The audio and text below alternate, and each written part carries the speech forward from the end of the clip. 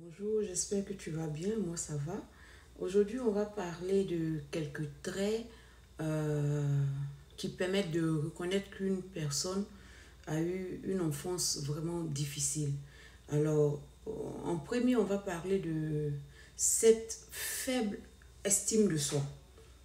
Que bon, tu n'as pas, tu n'as pas reçu d'amour, tu as été rejeté, donc par conséquent, tu ne sais pas t'estimer à ta juste valeur.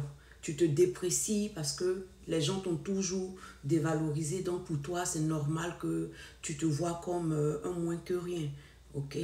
Et ensuite, on va parler de cette recherche constante d'approbation. Tu veux que tout le monde autour de toi soit OK avec ce que tu fais et que tu es prête ou prêt à te déformer pour plaire aux autres. OK? Donc, tu es constamment en train de chercher l'approbation des autres. Tu veux qu'ils soient d'accord avec toi.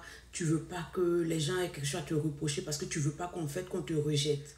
Ensuite, on va parler de bon, les problèmes de confiance, c'est pareil avec l'estime, la faible estime de soi. Hein. C'est normal que tu n'aies pas confiance en toi parce qu'on t'a toujours vu ou bien traité comme un moins que rien. On t'a toujours dit tu n'es bon à rien, tu ne deviendras jamais rien. On t'a tellement maltraité que bah voilà, tu n'as pas confiance en toi, tu n'as pas appris à avoir confiance en toi, tu n'as pas appris à compter sur toi-même.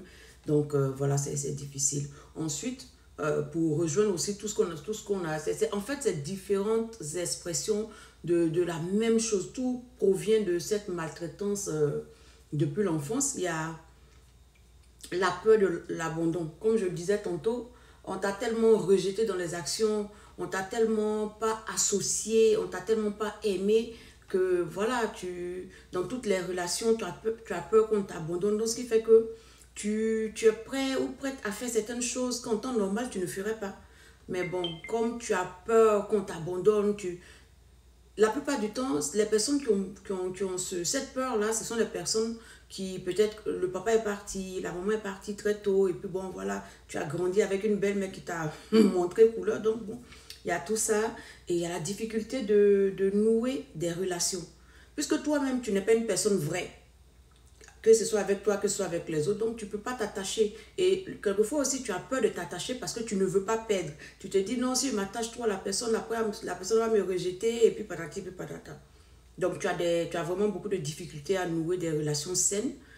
Et voilà, comme je l'ai dit plus haut, tu vas vouloir, comme pour la recherche constante d'approbation, tu vas vouloir toujours faire plaisir aux gens, faire ce qu'ils veulent, même si ça ne va pas dans le sens de ce que toi tu aurais voulu faire. C'est une personne aussi qui évite les conflits. Pas dans le sens de quelqu'un qui aime palabre, non. C'est-à-dire, même quand il faut s'expliquer pour pouvoir éclaircir la situation, cette personne qui a eu une enfance difficile va préférer ne pas rentrer dans toutes ces histoires d'explication. Elle va dire, bon, c'est pas grave, parce qu'elle a peur qu'en expliquant, ça va dégénérer et puis elle va être rejetée. C'est compliqué pour ce genre de personnes parce que une personne qui a eu une enfance terrible a du mal à vraiment vivre normalement. C'est vrai qu'on a l'habitude de voir ce genre de trucs, on pense que bon, c'est rien, mais en vérité, une personne comme ça ne peut pas être vraie dans ses relations, ne peut pas être elle-même, ne peut pas être équilibrée.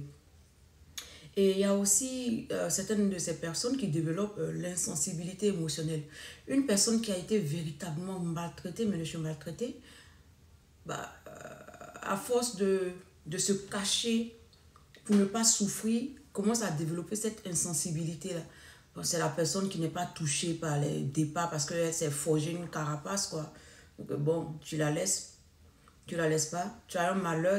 La personne est dans un couple avec quelqu'un d'autre et puis l'autre a un souci, puis la personne a la limite, quoi, ça. Voilà. La personne ne se sent pas concernée autant que ça, et puis bon, tu as l'impression que tu vis avec une personne qui est de marbre, une personne qui est de glace, et puis bon, voilà. Et aussi, et ce genre de personnes, dans ce groupe-là, certaines personnes ont du mal à fixer des limites. C'est la personne qui va tolérer tout et n'importe quoi, encore une fois pour ne pas être rejetée, encore une fois pour ne pas peur d'être abandonnée. Donc voilà, elle va accepter tout, même si après dans le secret, la personne va pleurer, dans le secret, la personne va se plaindre, mais devant toi, la personne ne va rien dire, la personne Un autre truc pour ce genre de personnes, c'est l'auto-sabotage.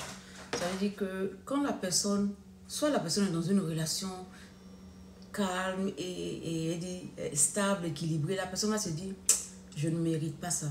C'est inconscient en fait, c'est à cause de ce que la personne a emmagasiné comme information la concernant. Tu vaux rien, tu ne seras jamais rien. Toi, tu vas jamais devenir quelqu'un. Toi, tu vas jamais, toi, tu vas jamais. Donc, c'est ancré en elle. Et quand c'est comme ça, quand la personne tombe sur quelque chose qui est bon, puisque c'est marqué dans son inconscient qu'elle ne doit pas bénéficier de ce qui est bon, elle ne doit pas avoir ce qui est bon, automatiquement, elle va s'auto-saboter sans s'en rendre compte. Elle va se dire non, c'est pas quelque chose que je ne mérite pas d'être aussi stable, je ne mérite pas d'être aussi bien. Bon, personne ne se lève le matin pour dire oh, aujourd'hui il faut que je m'auto-sabote. C'est quelque chose qui est inconscient, ça vient de tellement loin et ça change ton comportement et automatiquement la chose qui était bien entre tes mains va se gâter parce que tu ne sais pas apprécier, parce que tu ne penses pas que tu mérites et c'est vraiment compliqué. Et non, évidemment pour ce genre de personnes c'est difficile d'avoir une intimité normale. Le soleil là. Oh my gosh. D'avoir une intimité normale. Donc pour ce genre de personnes-là, c'est une personne qui ne peut pas s'ouvrir. C'est une personne qui... Bon, quelqu'un qui ne s'aime pas ne va pas se dévoiler pour dire, ah bon, voilà comment je suis. Voilà. Et puis quelquefois même, c'est des personnes qui ne sont pas conscientes de leur être intérieur. Donc c'est difficile. Donc voilà quelques notions, quelque chose qui vont te permettre d'identifier une personne qui a eu un passé, une enfance douloureuse. Et je pense que peut-être que si tu découvres ces choses-là, si tu remarques, tu pourras peut-être aider la personne